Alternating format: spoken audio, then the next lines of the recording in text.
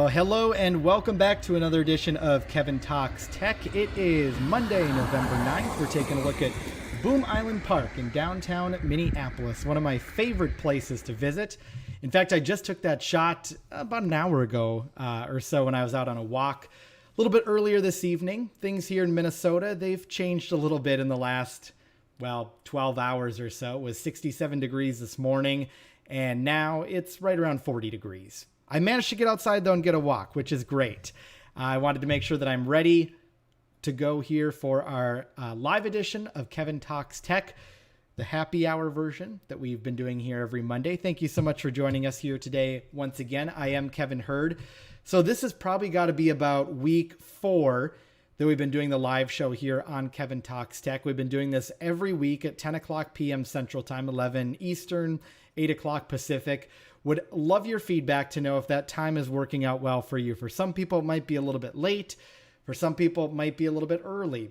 I try to find that happy balance in there, but I do want to make sure that we're doing this at a time that's great for everybody because I love the live interaction. I love having people in the show watching as we're doing this thing. So let me know your comments. Leave it in the comments if you would. If you're watching the show live right now, go ahead and drop me a comment as well. Would be more than glad to hear your thoughts about that.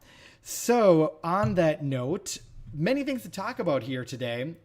We are, hard to believe now, a couple weeks, 2.5 weeks away from Thanksgiving.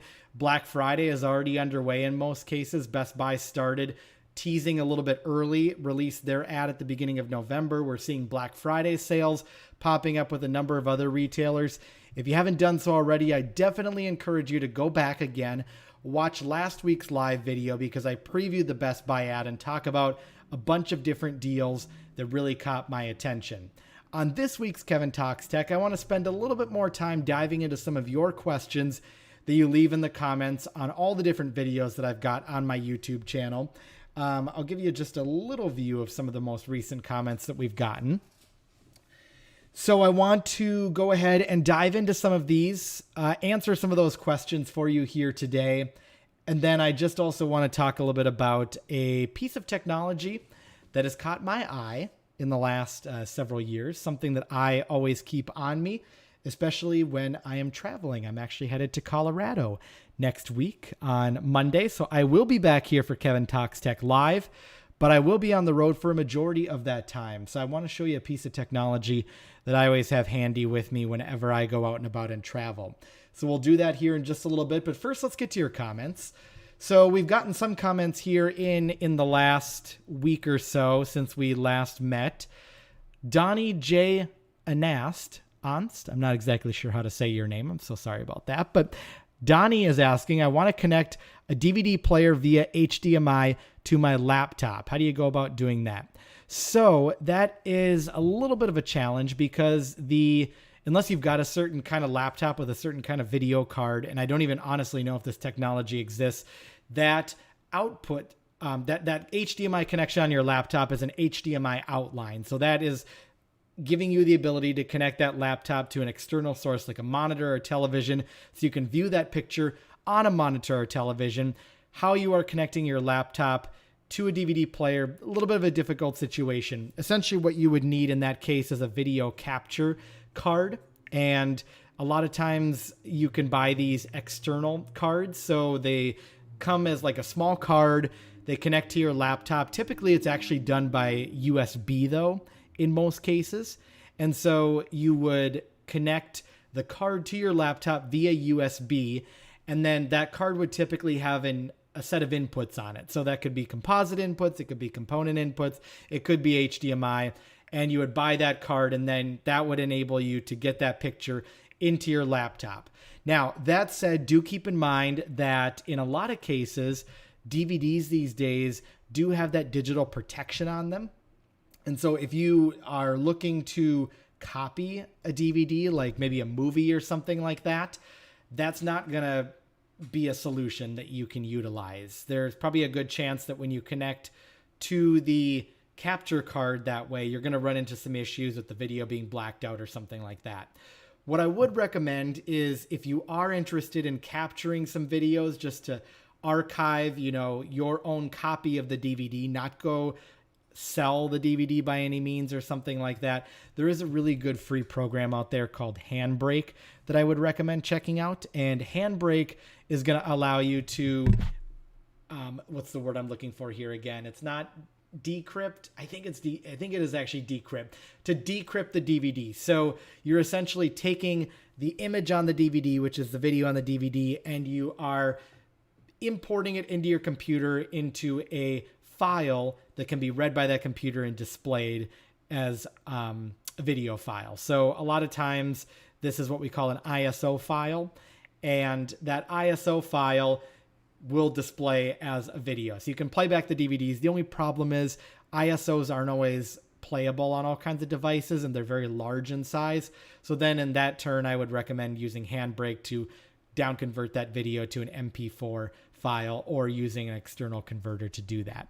So that's an option for you. Again, I don't know what your intentions are and if that's what you're looking for, but if you are looking at archiving some of those DVDs that you've bought already, that's one way you can go about it. But if you are taking perhaps video that you have converted to DVD from VHS and you want to make some copies of that, that video capture card would be the way to go. So I would definitely recommend looking into that type of solution. Let's look at some other comments. Seth commenting in on this new headphone video that I just released not too long ago, the Bose QC35 2 headphones. I'm thinking about buying the gaming version. Well, great. There are many options available from Bose. This just happens to be one that is on sale for Black Friday at Best Buy. And actually there's a number of retailers that are offering this pair of headphones on sale right around this time. In fact, I think Bose is even putting them on sale right now. $199 down from $299. Great pair of headphones. If you're looking at the review or want to learn a little bit more about them, definitely recommend checking out this Kevin Talks Tech video. Okay, let's go down a little bit here. I believe this was a comment in response to something else that I had posted back. So I will look back at that one and get back to you. You're Elizabeth having some problems with their TV, still going black. I wonder if I can actually hold tight for a moment. Let's see if we can pull up the string here of comments. Can I do that? Can I actually go back and look at the comments? Okay. I'm not exactly sure if I can there. So we may have to come back to those again at some point. I believe those are replies that I'd put on there. Okay, so I recapped a couple of these other questions during our last Kevin Talks Tech Live, but let me actually just recap some of them again, because last time I got on kind of a talking tangent last time. And as I was going through and doing the video, we got about 45 minutes into Kevin Talks Tech Live, and I realized, oh shoot, I did not answer the comments that I was planning on answering. And this Kevin Talks Tech won't actually be as long too. 10:30 Central Time will be the cutoff for this tonight. So let me go back and answer some of these questions again in case they got lost in the shuffle last time. Joel RG Gizmo commenting in, how do I get apps on my WD live streaming media player on that video about setting up a WD TV live box? So I actually don't have a very good answer for you on this. I made this video about 5 or 6 years ago, and the software has certainly undergone some upgrades during that time. Since I made that video, things look a little bit different. So what I would recommend is actually going to the WD live streaming player knowledge base. Let's see here. So WD, just like most companies out there, has this knowledge base, community.wd.com. I would recommend going in here, searching that question, and you should be able to find a response to that, just because, again, this is something that has changed over time since I made that video, and I do recommend going in there and seeing if you can get the very latest as to what people are saying. Game Buffet commenting in, they are called Composite, not RCA. You are right about that. What's the word on that again? You caught me. You caught me on that. Yes. So the cables that are red, white, and yellow, those are called composite cables. In this video, I do refer to them as RCA. Sometimes they are referred to RCA cables interchangeably. It goes back to the RCA company that started and worked in television many, many years ago. I don't even know if they're making TVs anymore. So yes, they are sometimes interchangeably called RCA cables. In this video, that is how I referred to them. Let's look at a couple other comments. These go back a little bit far, but these I think are just worth touching on here a little bit. Ethan Smith Music commenting in, hello, can you please explain how I can get 6-channel 5.1 with this? I have a Logitech Z506 surround system, but I have no idea how to connect it from the TV to the system. I know that you can run a 3.5mm cord down the system, but that doesn't give you true 5.1 audio. How do you get true 5.1 audio with the Logitech Z506? Let me just Google this here real quick. Logitech Z506, because what I would recommend doing is using the optical audio for that. A lot of different systems do contain an optical audio output on them. And I don't know offhand if this particular system does. It's $170, which is right on par with pretty much you would see with a sound bar. So I would imagine it does. And it looks like as I go here, 5.1 surround sound delivers powerful audio. Okay, so yes, you are getting, it does have the capabilities to do that surround sound. The speaker system includes the left channel, the right channel, 2 center channels, 2 rear satellites, and then 1 subwoofer that comes with that. The key here is just to see exactly how the components are connected on here. And I'm looking to see if it does give that information here. Okay, so let's see. Just checking. High quality audio from your TV, phone, and computer via RCA, 3.5mm jack, and Bluetooth. Interesting. Yeah, I do not see on this particular set of speakers an optical audio input on them.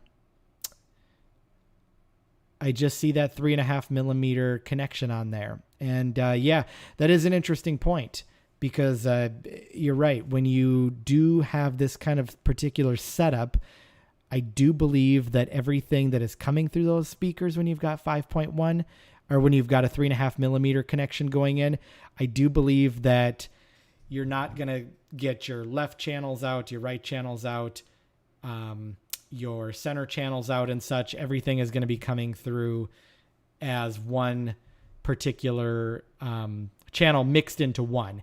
And then, yes, you could put the speaker on the left side of the room, you put a speaker on the right side of the room, you put some in the center, you put some behind you, those satellite speakers. But again, yeah, it's not essentially mixing down into that, oh gosh, that channel. You know what? I have to do a little research on that. I'll have to get back to you. We got a comment in here, LM. I love all my viewers here, Kevin Talks Tech, but L is one of my favorites because you've got a lot of great comments that you always leave here on the channel, and I definitely appreciate that. So let me go back to the question that we were talking about a little bit ago with DVDs and Handbrake. Would Handbrake work for VHS? I'm thinking of converting old home movies. Yes, so that is a good question. A couple options there. What I would recommend actually doing is getting the video capture card for converting the home movies. So that video capture card is going to have the composite inputs on them that you need. And there's a video about what composite inputs exactly are, those red, yellow, and white connections. So you're going to want to have that capture card for that. Handbrake itself is a little bit more geared toward DVDs and being able to convert DVDs, ISO files from the disc over to files that are ISO and can be readable on the computer. But actually, Handbrake does have converters built into them. So what you could use Handbrake for is once you've inputted that video from that video capture card, and a lot of these video capture cards also have a software bundle that comes with them to be able to capture that. Then you could use a program like Handbrake to convert them to different file formats. Maybe you want to convert them to MP4. Maybe you want to convert them to maybe like a WMV or something like that, a Windows Media Video. It really kind of depends on your use. Personally, I recommend MP4 H.264 because those are just real nice, solid, universal formats out there. But honestly, I don't think you would need to get Handbrake right away. First, I would invest in that video capture device to be able to connect your VCR to the computer.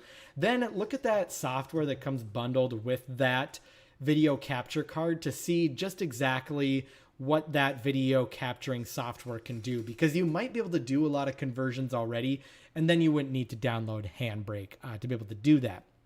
Now, if you are converting stuff to DVD, or you already have some things on DVD, like some home movies on DVD, which it doesn't sound like you do, it sounds like they're on VHS. But if that were to ever be the case, then yes, a program like Handbrake would work perfect for that. Fantastic question. And thanks for coming to the live stream, by the way. It's great to meet you in, well, not necessarily in person, but to meet you in our live chat. So those are some of our latest questions that we have here. Keep them coming in if you're in our live stream right now. And if you are watching on demand, once we have now finished this live stream, because I do post again all of these to the Kevin Talks Tech YouTube channel, leave your comments. I go back, I monitor the comments throughout the week, and then I will help answer those comments next week when we do another edition of Kevin Talks Tech Live. And I'm crossing my fingers we're going to be doing it live. Like I said, I'm going to be in Denver. I'm coming back from Denver. I should be back here in Minneapolis by about 7 o'clock p.m. that night. I think I'm on United that night too. United, they run pretty good on time, but there's a chance we might have to bump it. There's a chance I might have to do the show from Denver. We'll have to see. It'd be actually kind of cool because then I could get some Denver, some of those Denver aerial shots. You know, I show a lot of those different city shots here at the beginning of the show. Okay, so let's dive over to just another topic here in the time that we do have together in this live episode. I want to talk a little bit about travel routers because, you know, I am traveling next week, going on a little vacay to Denver, as I was saying, and that brought up an interesting question about travel routers and should you invest in a travel router. I know a lot of us right now, quite frankly, we're not traveling, but when we do get back into that time where we are traveling again, is a travel router a good piece of technology to have? And you can go on Amazon and you can type in travel router and see a bunch of these. Essentially what a travel router does is it allows you to take an existing internet connection that's out there, route that connection into the travel router, and then you would connect your device like a laptop, a phone, or a tablet to that travel router instead. Some of the benefits that a travel router can provide you is that extra layer of security. So you're not connecting your device simply to an open, kind of access point per se. You're connecting that router to the access point, and then in order to connect the device, which would be your laptop, I gotta think about this for a second. In order to connect your device, which would be your laptop, your tablet, or your phone, that has that router gateway in between it. And essentially that's how a router works at home anyway. Your router is that gateway, that firewall between you and the outside world. And so rather than doing that with your home connection, a router is just doing that with the internet connection that you're connecting to outside of your home. So you can find a lot of these on Amazon. They have the ability to connect with this one in particular from Hdmi on it. You can connect an Ethernet line, a Cat5 line directly in here.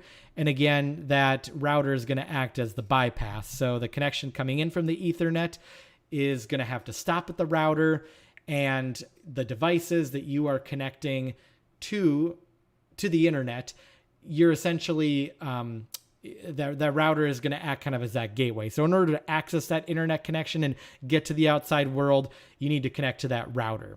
And obviously you would put a password on that too. And so that way that just kind of keeps you a little bit more protected. One thing that these routers can also do, which is kind of cool, is some of them have the ability to connect a micro SD card or an SD card to them. I actually have one of these. I don't have it in front of me right now, unfortunately, but those are kind of nice too, because then you can put video files on those SD cards, and that allows you to watch movies that you put on those SD cards. If you've got some videos on your computer that you want to put on there aside from movies, but just like video files, you can put those on the SD card. And what you can do is you're essentially connecting to your own personal network with that router, and then that media becomes available to you through that Wi-Fi connection that router is supplying. So that's kind of a cool thing that you can check out too if you are looking at getting one of these particular routers. Some of these also do have the ability to deliver hotspot capabilities. So if you've got a SIM card that you're getting from a provider like Verizon or T-Mobile or something like that, you can pop the SIM card into this wireless router right here. And again, you're getting that extra layer of protection by putting that SIM card in here because you're creating your own network. Whoops, that's my Steam account. Okay, so here's what I was talking about right here. RAVPower, they make great products. I like RAVPower. I've got a couple other devices. So here's a USB connection built on right here. My guess is that, yep, so it's got the media streaming capabilities built in. You could put files, video files, or probably really any kind of files to what I'd imagine. You can add that on here as storage and then access those files by connecting to that network. And so this is great for if, again, you're going on a long car ride, you want to put some movies or put some videos onto a flash drive, you pop them onto that flash drive, you put it in here, you set up the wireless network in your car or in a hotel room or something like that, and then those who are connected to the router are able to stream that particular media. So kind of a cool use. Definitely recommend checking out that feature as well. The travel routers are kind of cool. Just seeing your comment. Thanks, Elle. Yeah, absolutely. Thank you for watching. Always appreciate you tuning in and taking part and engaging with us here at Kevin Talks Tech. All right. So in the allotted time that we've got here, about 5 extra minutes or so, I want to point out one thing that I've stumbled across here in the last couple days. So I don't know about you. I've talked a little bit about headphones here on Kevin Talks Tech. The wireless headphones that you can buy now, the Bluetooth headphones, they are all over the place on Amazon, and you can get them pretty cheap. And I was talking a little bit earlier on a Kevin Talks Tech episode about a pair that I purchased for $16.99. I actually pulled them up on the last episode of Kevin Talks Tech, and let me just see if I can pull them up here again for you real quick. They're a nice pair of headphones, and if you're in the market for something that you can just kind of keep in your car, something that you can kind of have on hand, maybe you're going to be doing a little bit of travel and you just don't feel safe bringing your pair of headphones with that, you know, maybe you dropped a couple $100 on. I'll just show you real quick what these headphones look like, and then I want to actually reveal something that I went out, splurged. I shouldn't even say splurge because it wasn't a splurge. They were actually pretty cheap. That I went out and bought here just a couple days ago on Amazon with some of the sales that they've had going on. So what I'm doing right now is I am logging into my Amazon account, and I am pulling this up. Hang by real quick for me. I should just check too and see. Okay, there we go. I had to make sure that I didn't pull up my password. I was typing in my password as I was going to Amazon, and I was like, oh my gosh, wait a minute. Am I actually displaying my password? Okay, here we go. So I'm going to put up a link here for you. And again, you can go on Amazon, you know, do your research when you're looking at these wireless Bluetooth headphones. Of course, you know, the bummer to e-commerce is you don't get to try this stuff on like you would when you're shopping in a Target or a Walmart or a Best Buy. But this is just a little something that I picked up not too long ago. So, oh, they're currently unavailable. Shoot, so they must have sold out. These things are popular. Okay, so if they come back, these are wireless earbuds that I bought. They use Bluetooth 5.0, which is great. They've got a wireless charging case, which honestly, you've got to pay a little extra to get these with Apple AirPods. They also have this really cool display on the front that tells you how much battery life is left. The AirPods do that too, but they don't display a number, and I kind of wish they did. These are waterproof as well. They've got a great sound to them. The only thing that bugs me about them is they do fit pretty nicely in your ears, but they're not quite as snug as the AirPods. And they've got these little plastic kind of, little rubber things you put on the ear tips. And they're great because they do provide a nice fit then, and they've got a great sound to them. The only problem is when you put the tips on, they don't fit in the case. That's kind of really a huge flaw in this product that I don't like. But here's the thing. These are $16.99. When they were in stock, they were $16.99. That's an awesome price. Those are just great to have an extra pair of AirPods laying around. Heck, I would get them just to keep them in your car in case you forget your AirPods when you're going to the gym, or maybe when you're, going somewhere where it'd be nice to have a pair of AirPods. A lot of states are hands-free when it comes to making calls, so these are just nice to have on hand if you have to make a hands-free call in your car and you've forgotten your AirPods. So check this out.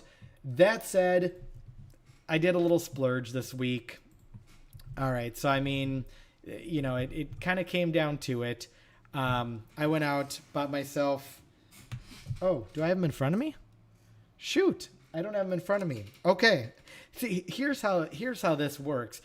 These things look so similar to the AirPods. So I had these in front of me just a little bit ago, and I thought they were my AirPods, but they're not. These are the headphones that I was just showing you a little bit ago on Amazon a second ago, the ones that are $16.99. Here's how they fit right here. They're a little bit, the stem is just a little bit shorter, but they pretty much look just like AirPods. They connect automatically via Bluetooth. Really, they're just a little bit thicker than the AirPods. Keep an eye out, though, because I did go out. I did actually rebuy but the latest generation of AirPods that are out there right now. Amazon dropped the price on those AirPods to $100 a couple days ago. Granted, the price has now gone back up to $130, but it is that time of year right now where sales are continuing to go on.